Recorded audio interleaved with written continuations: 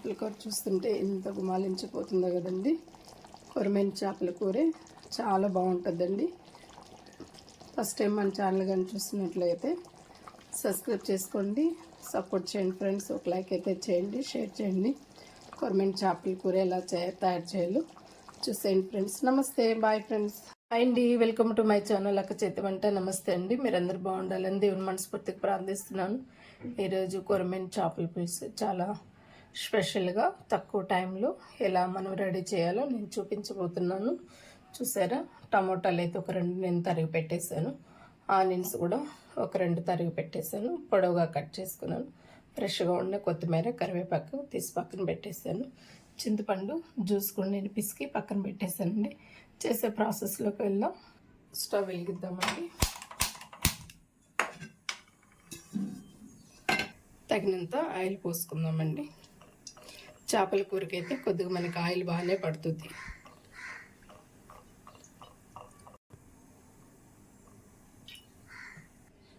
చూసారండి, మిరియాలు, ఆవాలు, మెంతులు, జీలకర్ర అన్నీ ఒక స్పూన్ నేను తీసుకున్నానండి. ఇప్పుడు ఇందులో వేసేస్తాం. మీకు ఆవాలు చిట్టుపట్టలాడాలండి. చిట్టుపట్టలాడిన తర్వాత ఆనియన్స్ వేస్తాము.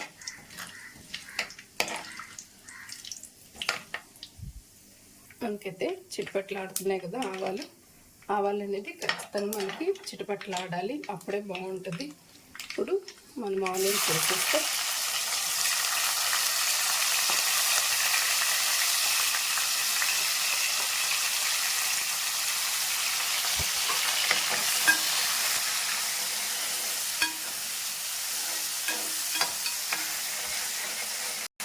మనకి ఇవి కొద్దిగా వేగేదాకా గోల్డెన్ కలర్ వచ్చేదాకా వేయించుకుందామండి.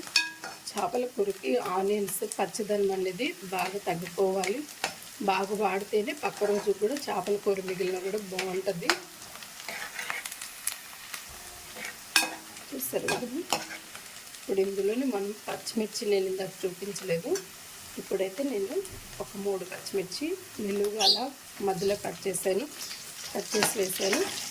మీరు పచ్చిమిర్చి పులుసులోది కాబట్టి తినేది మీకు ఇష్టంగా ఉంటే ఇంకొక 2-3 అయినా వేసుకోవచ్చండి. మీకు ఇలా అయినా వేసుకోండి, లేదంటే పులుసులు అయినా కూడా మనం వేసుకోవచ్చు. ఇప్పుడు ఇందులో మనం కరివేపాకు వేస్తాం. ఫ్రెష్గా ఉండేది కరివేపాకు వేసుకోండి, చాలా బాగుంటుంది. ఇందులోనే కొద్దిగా మనం కొత్తిమీర కూడా వేసేస్తాం.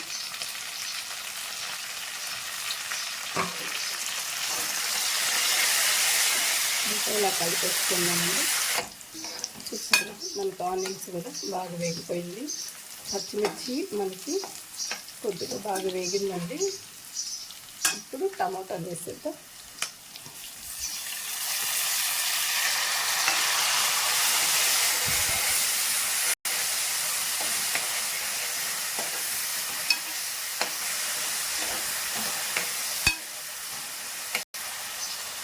ఇప్పుడే ఇందులో కొద్దిగా కల్లుల్లిపాయ వేస్తున్నానండి. మీరు కల్లుల్లిపాయ అయితే చూసి వేసుకోండి, ఎంత వేసుకున్నారో మీరు తినే ఉప్పుని బట్టి వేసుకోండి. ఇట్లా టమాటాలో వేసిన దానివల్ల మనకి చాలా బాగా మగ్గిపోతుంది. ఇందులో కొంచెం మనం తగినంత పసుపు, కారం, ధనియాల పొడి యాడ్ చేద్దామండి.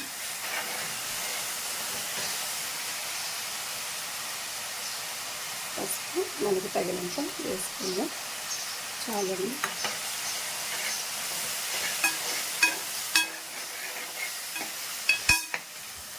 చూడండి, నేనైతే స్పూన్తో వేస్తున్నాను.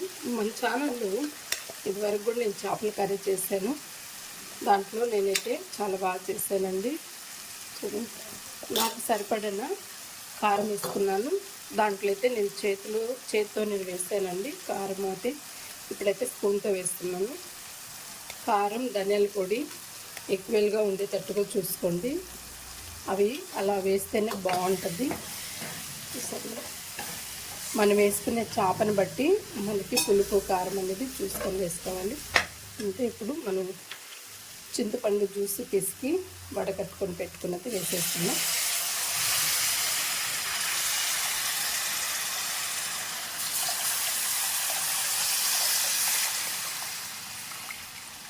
వడకట్ట కూడా చూసారు కదండి ఎంత టేస్ట్ వచ్చింది. సో మొత్తం ఇలాగా కలిపేస్తామండి. ఇంకొంచెం వాటర్ పోసుకుందాం. మనం తగినన్ని వాటర్ పోసుకుందామండి. మళ్ళీ చేపల్లో మనకి వాటర్ వస్తాయి కాబట్టి చూసుకొని పోసుకోండి. ఇదైతే మనకి ఒక 2 తెల్లులు తెల్లినాయంటే మనం చేపలు వేసేస్తామండి.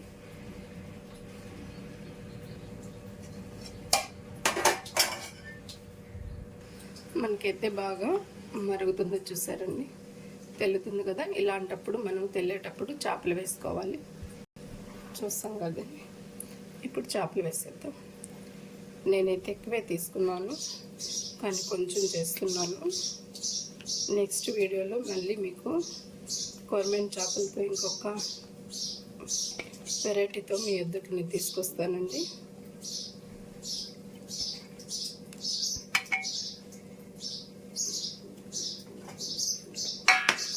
అంతా ఒకసారి ఇలాగా కలిపెట్టేసి లో టు మీడియం ఫ్లేమ్లో మాత్రం ఒక 20 మినిట్స్ మనము ఇలాగ మనకి చిక్కబడేదాకా ఉడకబెట్టేస్తే చాలండి. మూత పెట్టి కొద్దిగా చిక్కబడుతుంది అన్నప్పుడు నేనైతే మామిడి ముక్కలు ఒక 4 చిన్న వేస్తానండి. మీరు తినేదాన్ని బట్టి వేసుకోండి. నేనైతే లో టు మీడియం ఫ్లేమ్లో ఒక 20 మినిట్స్ నేను మూత పెట్టి కుక్ చేస్తున్నాను.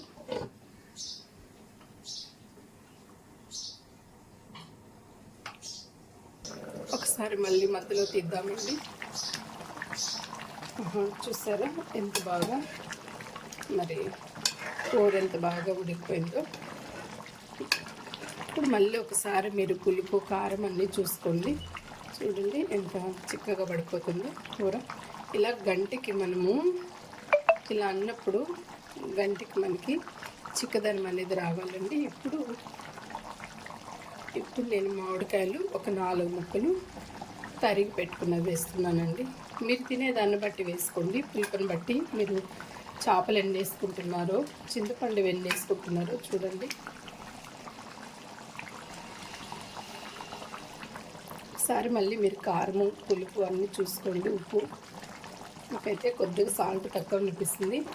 కారం ధనియాల పొడి అన్నీ పర్ఫెక్ట్గా ఉన్నాయి. కొంచెం సాల్ట్ ఆయిల్ వేసేస్తానండి. చూడండి సాల్ట్ అయితే ఒక స్పూన్ వేస్తున్నాను. నేను ఇంకా కల్లులు ఉప్పు వేసాను కదా, అందుకని ఆయిల్ మళ్ళీ కొద్దిగా సరిపడా వేసుకుంటున్నానండి. ఆయిల్ అనేది ఖచ్చితంగా చేపల కూరలో ఉండాల్సిందేను. మళ్ళీ ఒకసారి సైడ్ నుంచి కలుపుకోండి.